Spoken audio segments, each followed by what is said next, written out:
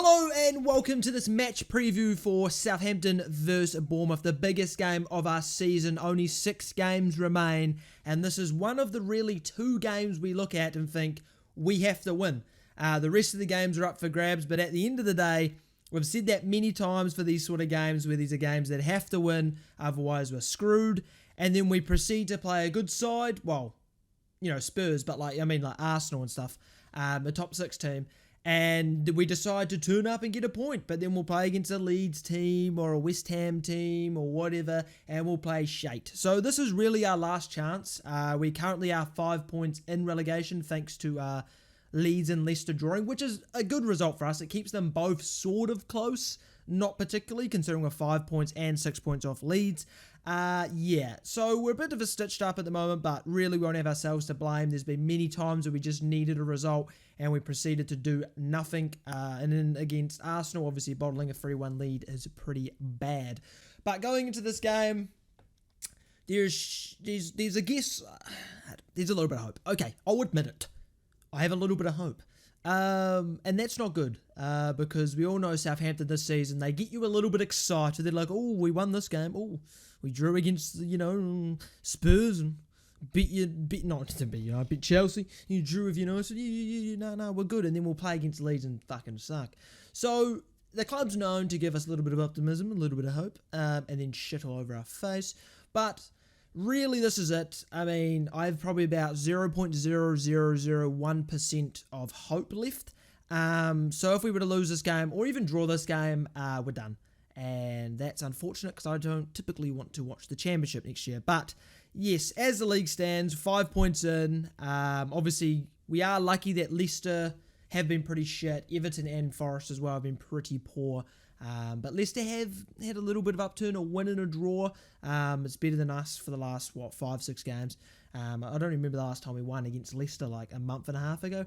But yeah, going to this game, I mean, yeah, there's not much more to say. It's a must win. And for Bournemouth, they're 5 points clear. They're doing quite well. It's not a must win game for them, but it'll be definitely one for them to go, this is a game that could literally save us.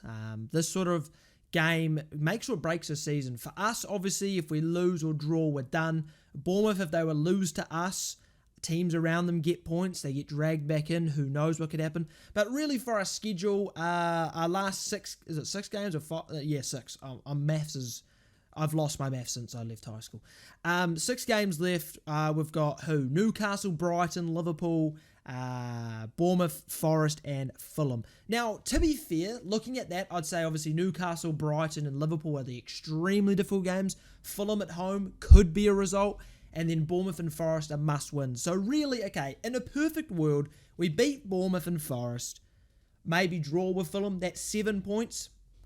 Maybe in 3 games would we be out? Probably not. Maybe with 7 points, maybe I don't know, just in by a couple points, and that at least keeps us going until the final few games of the season. But I'm not exactly expecting results against Newcastle, Brighton, Liverpool. So in reality, if we want to stay up, we have to win all 3 of those games, Bournemouth, Forest and Fulham, and then hope that other teams around us are shite, and then maybe nick a point against Newcastle, Brighton, or win against Liverpool, whatever, to really give us that bonus. But at the end of the day, we're pretty shit.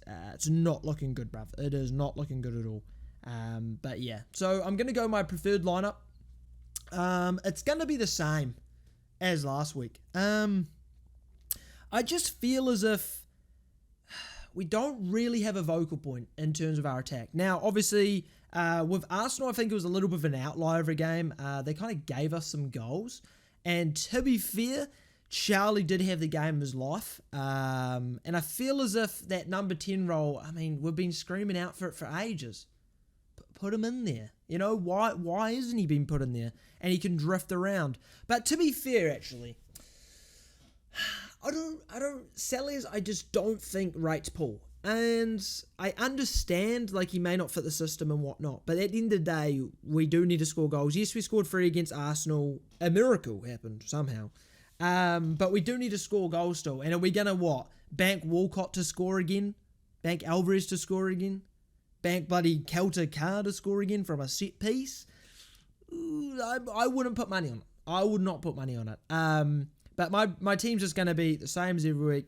Bazunu, Walker-Peters, Bednarak should be fit. He had like a concussion thing. I'm pretty sure he's fine. Bednarak, Bella-Kotchap, Perot, trio of Lavia, Ward-Prowse, Alcaraz, and obviously Lavia is crucial, absolutely crucial.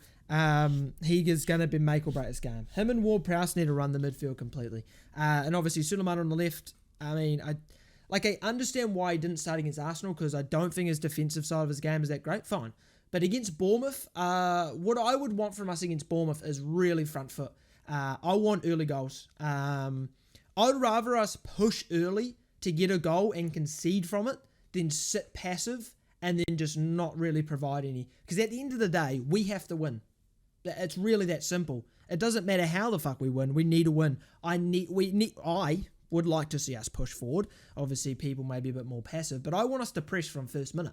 I want us to high press. I want us to be very aggressive, high line, and really put pressure on the opposition. And obviously, we don't need to play that for the full game, but at least for the first 20, really try and nick an early goal, because the early goal could create a much better atmosphere in St Mary's, because obviously it's been shit forever. For obvious reasons, we've been trash. But I feel like that would really lift the confidence of the players, really lift the atmosphere, and yeah. So I'll put Walcott on the right. Obviously scored, had a good game against Arsenal. He was decent. And then obviously big Paul up front. I don't know if Adams is fit. I haven't heard anything. Obviously I don't know if the press conference even happened. I don't know. Midweek games are all a mess. So who knows? Maybe Adams is fit. But he's been injured for fucking nearly 2 months now. With a tight calf. So I'm calling bullshit on that. Or was it 2 months? Maybe a month? I don't know. But yeah, that's going to be my preferred lineup. I'll say it and say it again. That team would do well.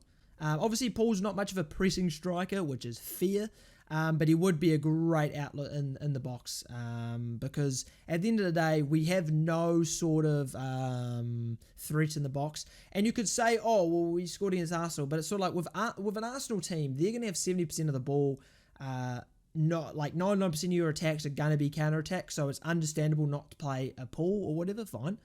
But against Bournemouth, I wouldn't be surprised if we had 60% of the ball, 65% of the ball. So really, I feel like I see this game being just us passing around the box, controlling the game, and then not really creating anything substantial with it. So yeah, I'm a little bit concerned, as everyone should be, because it's literally make or break. This is it. This is our last chance saloon. Lose or draw here, and our Premiership reign is over. Yeah, so predictions-wise, I'm going to be optimistic, I'm going to be hopeful, I'm going to be positive. I'm going 2-1. 2-1. I don't see us keeping a clean sheet. I don't think it's actually possible for us to keep a clean sheet, but in terms of scoring, I don't know. Maybe we can pull something out. I don't really believe in any of them to score, really. I think Alcaraz will be key. Have to get him in positions. Have to get him in positions where he can be on the ball and create. And if we can't create those sort of pockets for him to play in, then it's GG. It's really that simple. Unless Ward-Prowse scores a free kick. Imagine the scenes. Final day against Liverpool. 92nd minute. Ward-Prowse. Yeah, I'm dreaming. I'm in dreamland, because that's about all I've got left for you. I've got no sanity left with this club. But yeah, that was my prediction. 2-1. I'm being positive once. I don't even remember the last time I even predicted a win. So hopefully, we get it done. But that's going to be my preview for this. Not exactly a brilliant one, because I'm not used to recording on this day, to be honest. So I'm a little bit all over the place. But yeah, I'll be live. I'm going to be live tonight. We're going to watch the Arsenal-Man City game. Going to do a watch along for that. So if you want to join, you can. And then obviously for the Southampton game, I'll be live for that as well. And then after the Southampton game, we'll be doing some FIFA most likely, or Football Manager, or something to it, because I normally stream on Fridays. So yeah, I'll see you guys then. There'll be a community post where you can predict the result. You know, those typically go well. But yeah, like, subscribe if you enjoyed, and I'll see you guys for the watch along.